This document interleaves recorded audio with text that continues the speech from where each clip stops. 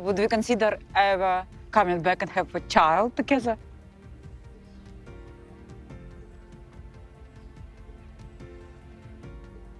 No. No. Why? She says why like she's actually confused. I mean, do you really want him to go down a list? Natalie tries to spin the block on Michael, only to find all the roads are closed. Yep. I'm taking steps to make the divorce final. But according to Natalie, she's gonna try to find other routes. I'm not divorcing him. He's my family. You don't divorce family. Girl, y'all are not blood and you have no kids. Let's get into it. Hey 90 Day Fans fam, it's Melicia. As they say, Natalie has made her bed, now she has to lie in it. After ending her year-plus situationship with Josh, Natalie seems a little lost, and her mom's not exactly helping by putting the pressure on her to give her grandkids. Спросите Майкла. So, the 38-year-old finds the audacity to ask Michael, her husband, the guy she left for a better life, not to rekindle their love or work on their marriage, but to have a baby, seemingly making the relationship all about her and her needs once again. Let's start from the top. Say bye to mama. Michael arrives in LA for a visit, and he and Natalie drop her mom off so they can have some privacy and chat. Good luck. Thank you, Mama. As Jasmine8461 says, Natalie's mom is more in love with Michael than Natalie. I agree, and it's totally understandable. Aside from him being a nice guy, he helped her mom flee from a war. How much of a part did he play in helping her to come here from Ukraine? He's kind of guarantor, not like guarantor, he's not able, like he doesn't have to support or anything. He just had to sign the papers that would say that he doesn't mind her to come. It's just kind of protection that US took in order to make this law work. So Michael would, yes, my mom had this number when she entered, and that number Michael practically gave her. After dropping off Natalie's mom, Michael gets back in the car, which Josh bought for her, don't forget, and they head to a park where Natalie immediately starts treating him, as Terry puts it, as a desperate last resort. Would we consider ever coming back and have a child together?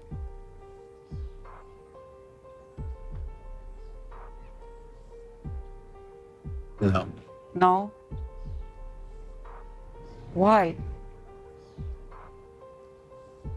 Because I'm ready to move on, Natalie. Move on there. You're my husband, you like, move on there. And you were his wife and you moved on?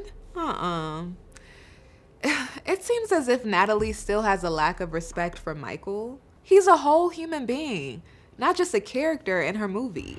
I am driven to be an actress. Cut the acting. Be genuine and real about the circumstance that you two are in, and stop trying to play these mind games. You're my husband, you like, move on there. Have you met someone? No, but I'm hoping I can meet someone. I know that's right. We've been separated for years. Why is she looking so terrified? The only thing I ever wanted was to have a family. But I still love you. I care for you. You've had a relationship with other people. You like no. What do you mean with other people? It was like one guy, Josh, that's it. And he's not even there. And it was not even a relationship. I'm like, I barely call it a relationship. Like, So now I'm your backup plan or what? Right. He's not stupid, Natalie. She seems to be pushing herself further and further away from her goal by trying to play this innocent role. Look, none of us are perfect.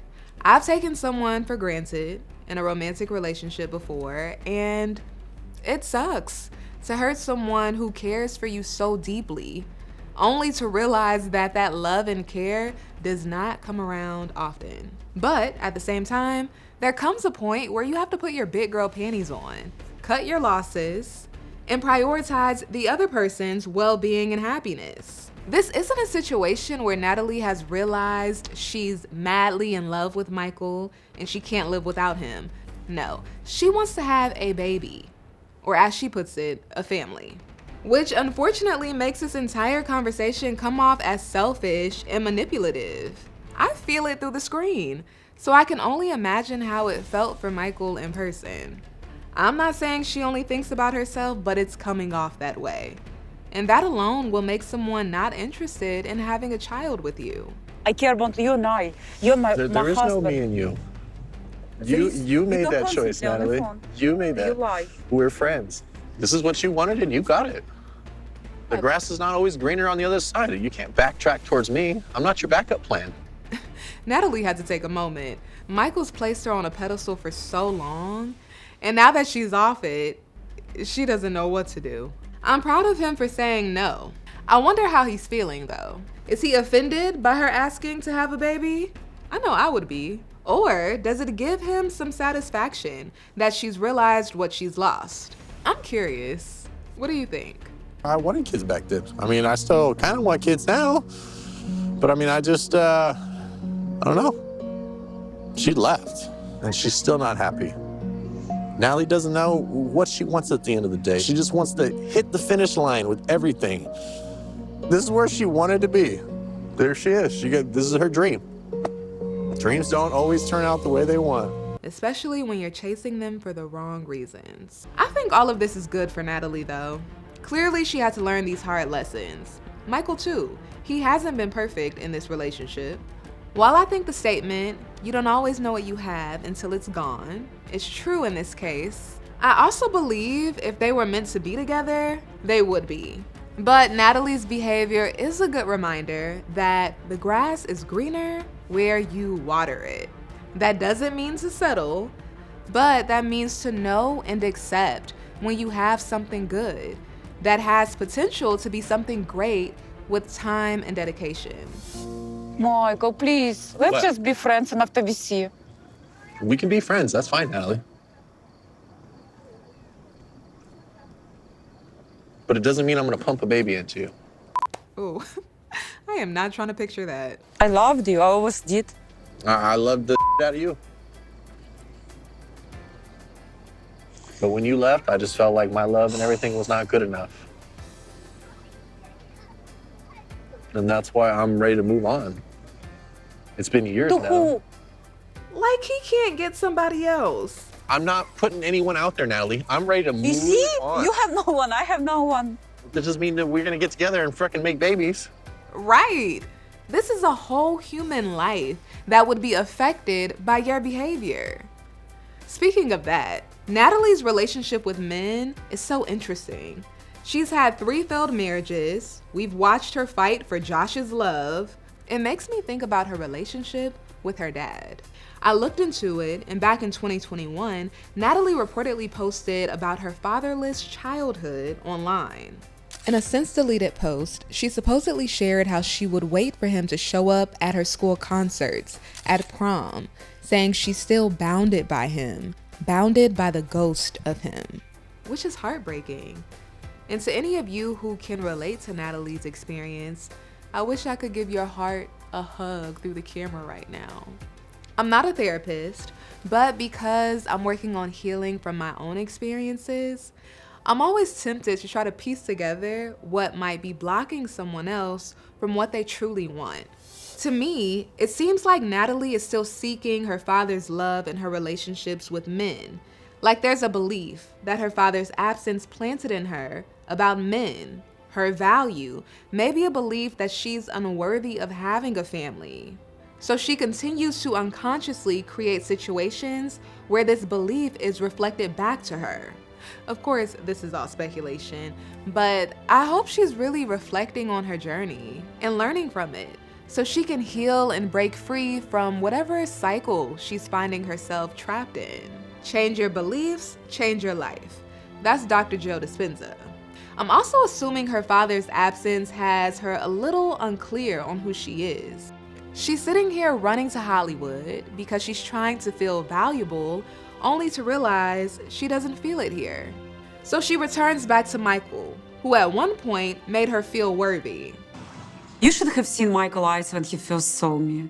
It was like that, oh my God. And, Michael would give me feeling like I'm a queen of the world, the most beautiful woman on earth. The way Michael looked at me, we should write a book about it. Like, Josh never looked at me like that. It's a totally different story. And now, it's a different story for Michael too. So she's back at square one, feeling abandoned again. We know each other for 7 years, and you're my family, and I'm gonna fight for you. I'm not letting you just like that out of my life. It's not gonna happen. I'm taking steps to make the divorce final. You can't. Well, I Mama can. loves you. Yeah. I care for you. And you want a baby. Don't forget to add that part. It's your final word. This is my final word? Okay. I need to take a moment. At least she didn't just storm off. And Michael is done. He said that with no hesitation. Meanwhile, Natalie goes and cries her heart out.